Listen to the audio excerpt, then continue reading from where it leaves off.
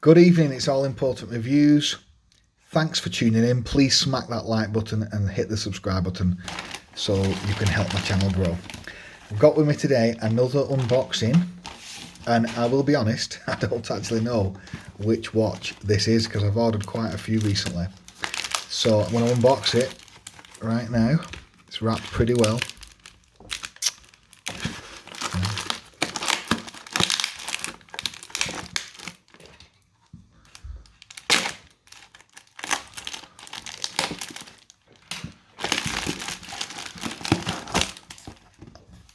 Let's have a look. Wow. Wow. I've wanted this watch for a long time. This is the Phylida Seamaster Homage watch. Now it's actually a homage to the Seamaster GMT. Now I've wanted an homage to this watch because it is one of my favourite divers, the real Omega Seamaster. Now this is a 41mm. Obviously, let's get this off 1 second.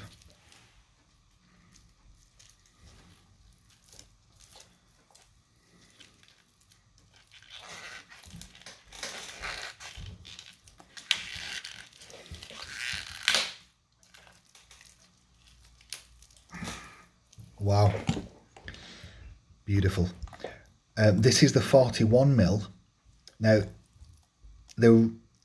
Omega's Seamaster has been increased over the past like 15 to 20 years, and it's gone from 41mm all the way up to 42mm with much thicker height.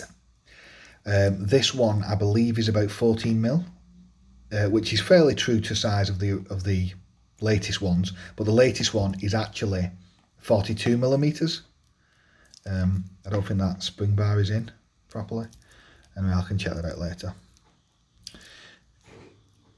Yeah, I don't think that's in. That one's in.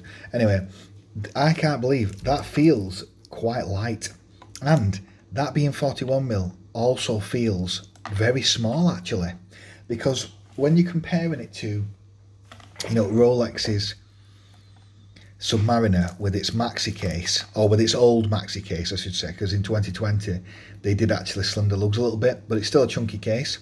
But it's strange because with the Seamaster, this feels like a much lighter watch. It's strange. It feels lighter than the Rolex and it looks smaller. However, I know obviously this is not the actual real Seamaster, this is an homage by Phylida, but this is a GMT one, so I wanted the second time zone. Bezel feels good.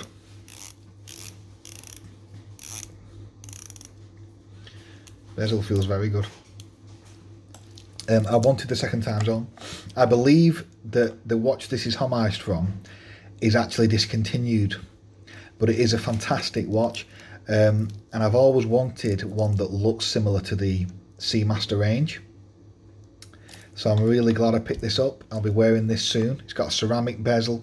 It's got, I believe, 200-meter water resist.